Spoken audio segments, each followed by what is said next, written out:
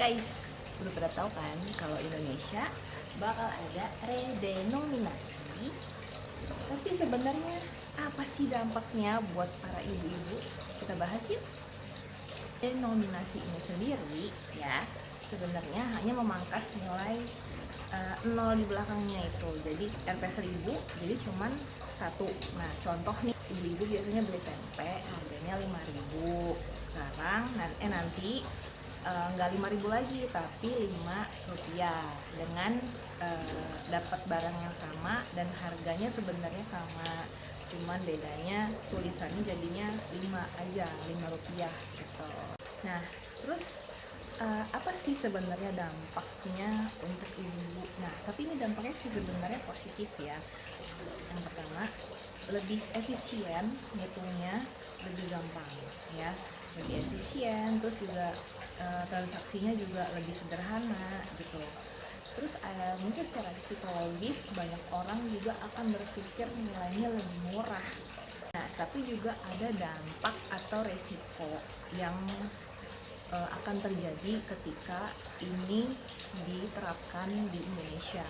Atau contohnya misalkan harga gula nih ya kan, harga gulanya misalkan 10.100 ya kan.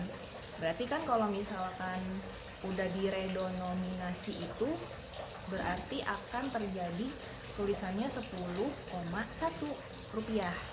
Tapi mungkin para pedagang nantinya biar lebih mudah dan gak ribet ya, jadi akan menerapkan pembulatan ke atas, jadi 11.000 kan jauh banget tuh ya, 10.100 ke 11.000 atau 10,1 jadi cuma 11 rupiah doang gitu kan. Maksudnya pembulatannya terlalu jauh ya, dan itu mungkin akan banyak terjadi ke depannya gitu. Nah terus cara mencegahnya supaya nggak kayak gitu, kayak gimana? Yang pasti ya para ibu-ibu juga pintar-pintar membandingkan harga. Jangan sampai pedagang diam-diam naikin harga. Kayak contoh tadi, misalkan yang si gula tadi yang harusnya 10.100, karena dia nggak mau repot 10,1 jadinya dinaikin 11 rupiah. Nah itu hati-hati ya, jadi biar lebih gampang alasannya tuh. Terus nah akan ada masa dimana orang-orang kebingungan sama transisi yang akan terjadi di 1.000 ini dan si satu ini akan sama-sama beredar di masa yang sama gitu, masa-masa transisi ini, karena 1.000 ini nggak mungkin nggak laku di masa-masa barunya si Rp1 gitu kan. Jadi tipsnya adalah kita harus ingat selalu kalau satu adalah nilai baru dan nilai lama adalah 1.000.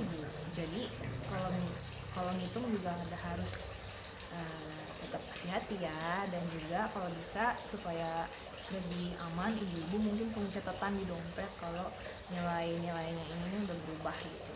Perbandingannya tuh udah harus inget-inget deh pokoknya ya di dompet. Kalau bisa tadinya gambar foto, tulisannya sekarang gambar itu satu baru sama dengan 1.000 gitu ya.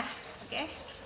Terus tantangannya adalah akan ada sosialisasi yang tidak merata, pasti, karena walaupun pemerintah atau beberapa orang akan up info mengenai redenominasi ini, tapi ternyata baik di TV atau di Instagram beberapa orang nggak punya akses itu gitu, atau ada yang udah nonton TV atau nggak buka-buka sosmed gitu, atau nggak buka-buka YouTube, jadinya mereka nggak tahu infonya, terus tahu-tahu kelabakan dapat duit Rp1. Gimana? Pasti akan ada kebingungan dan gimana nih nukernya dan segala macam, itu pasti akan terjadi di masa itu. Tapi tetap semuanya jangan kaget kalau suatu saat itu akan terjadi.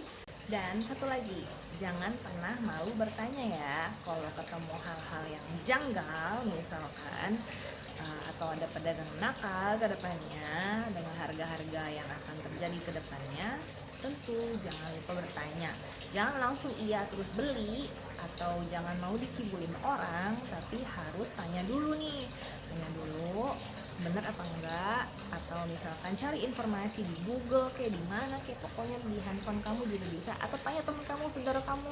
Terus juga saat tuker uang nanti, tuker uang jangan langsung kelagepan gitu, tuker uang lama tetap gunain, pokoknya tetap digunain sampai uangnya udah keputar aja. Kan kayak biasa nih, kita kalau misalkan keluar uang baru dari pemerintah akan keputar terus kan nantinya, sampai akhirnya uang yang lama itu hilang sendiri dari peredaran. Jadi kalaupun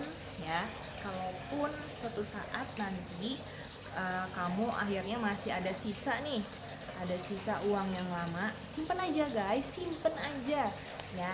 Kalau misalkan itu kamu masih punya, mending disimpan deh saran aku, karena suatu saat uang itu di kehidupan yang akan datang nih, di tahun-tahun yang akan datang mungkin akan berguna buat kamu, siapa tahu bisa jadi kolektor uang, ya kan? Aku cuma bahas itu aja sih buat kalian, jadi simpan tips ini dari aku, siapa tahu bermanfaat buat kamu ke depannya, oke? Ya.